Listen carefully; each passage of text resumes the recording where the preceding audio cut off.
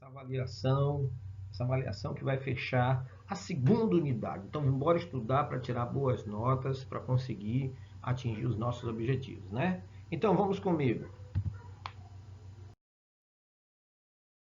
Vamos começar falando sobre a China, um país que surge num período bastante interessante lá no território asiático, né?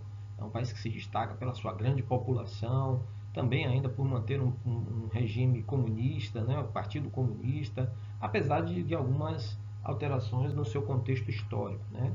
Então, a China foi um país que surgiu sob uma dinastias, quer dizer, na verdade, várias dinastias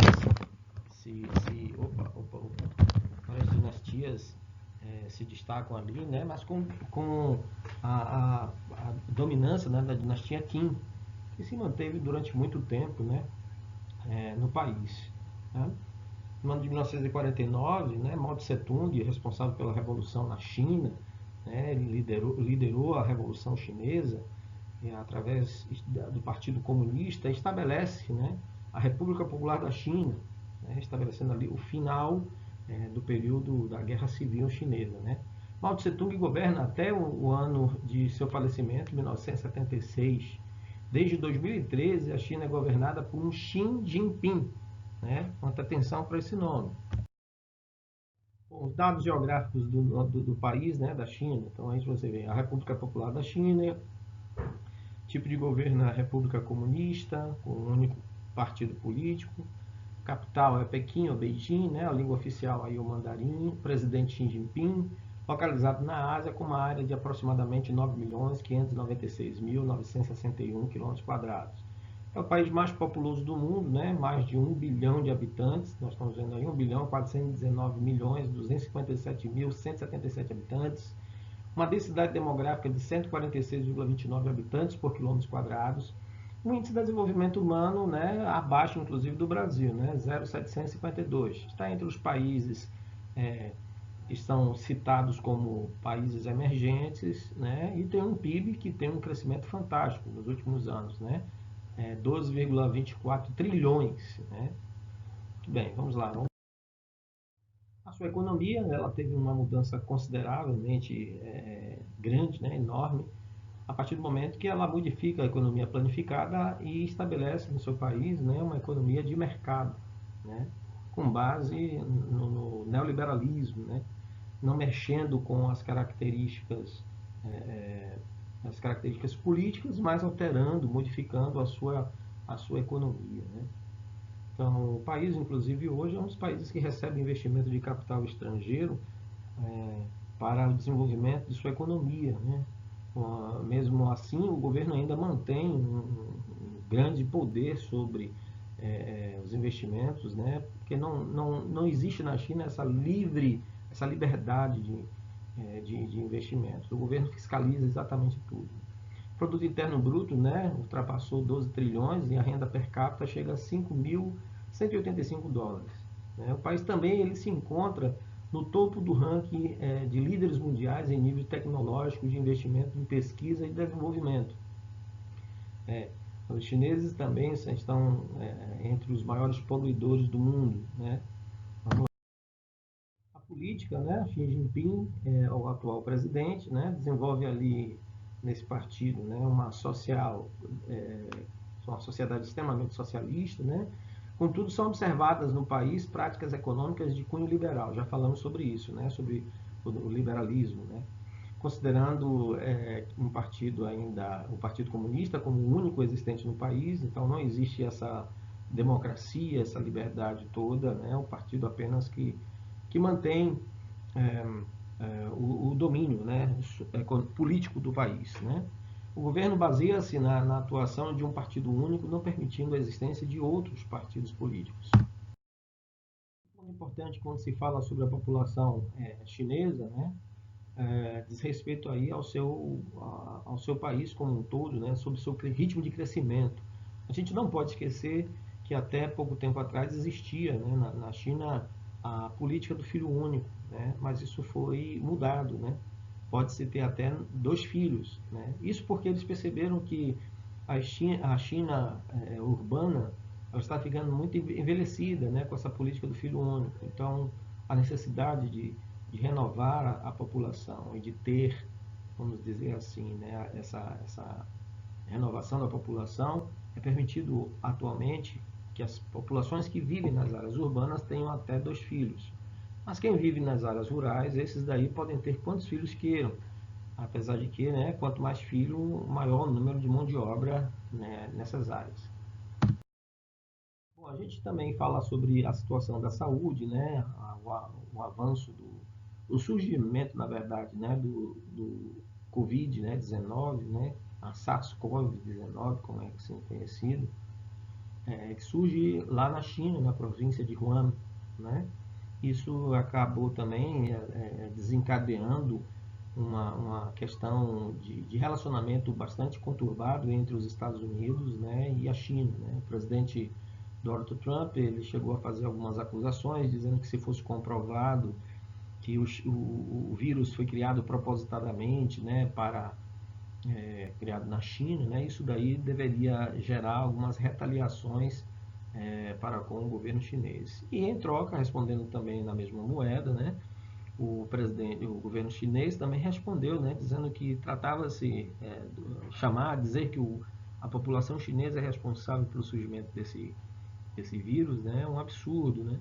Dizendo que até os Estados Unidos, interessado em coibir ou diminuir o avanço do desenvolvimento chinês, né, pode ter criado isso. Então aí fica nessa teoria de conspiração, essa briga besta, né, entre esses dois países, tentando mostrar ou descobrir quem é o responsável, né, quem é o filho, quem é o pai dessa criança indesejável, que é o SARS-CoV ou o Covid-19.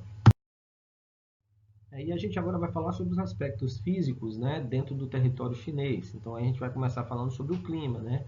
O clima ele é bastante diversificado dentro do território chinês, mas existe aí o destaque, né, dos climas temperados, né, localizados principalmente, e os climas de altitudes, nas áreas onde a gente vai encontrar relevos com maiores altitudes. Então esses são os principais tipos climáticos que a gente vai encontrar no território chinês. O clima tropical, clima temperado, subtropical e também clima, as zonas equatoriais, né?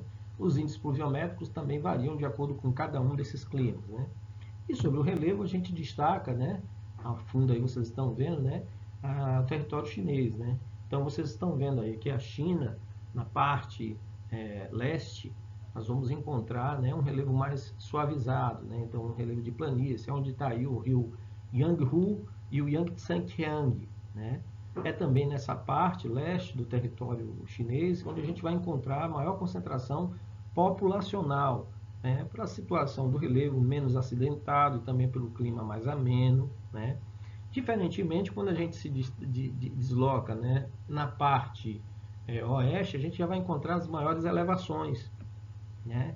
Vamos encontrar aí o Tibete, né, o maior planalto em altitude no mundo, né, também conhecido como o teto do mundo.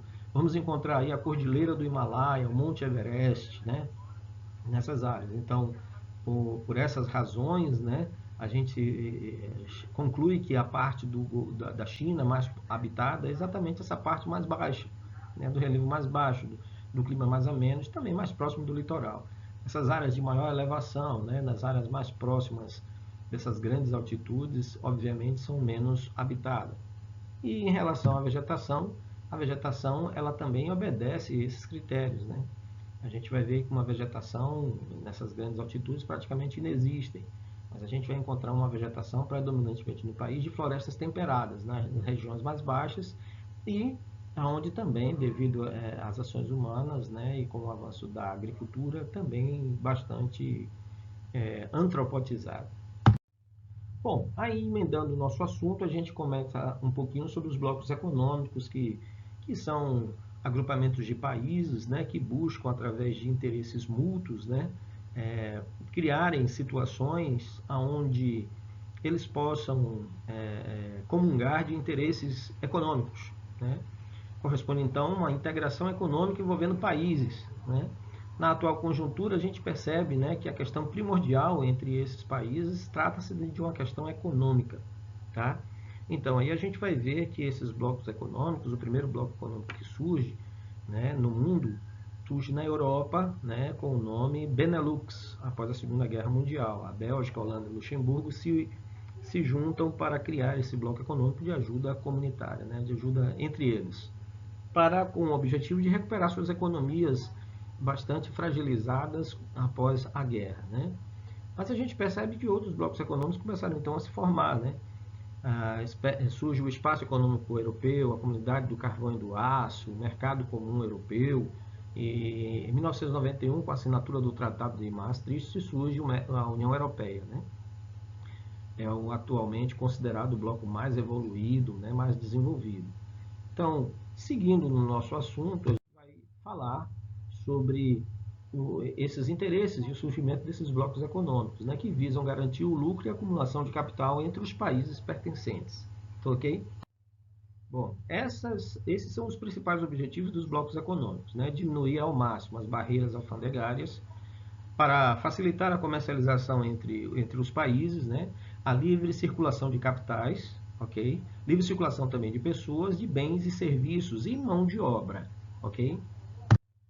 Então, muita atenção, porque quando a gente fala sobre os blocos econômicos, né? Fazer parte de um bloco econômico significa fortalecer-se diante dos demais. É claro que dentro desse bloco econômico vai sempre existir um país em destaque, né? Um país que toma a liderança, né? Então, existe também aí o interesse geopolítico, né? O interesse geopolítico, né? Para se demonstrar força diante dos países que ali estão associados. Então, aí nós temos as categorias dos tipos de blocos econômicos: zonas de livre comércio, união aduaneira, mercado comum, né, união econômica e monetária.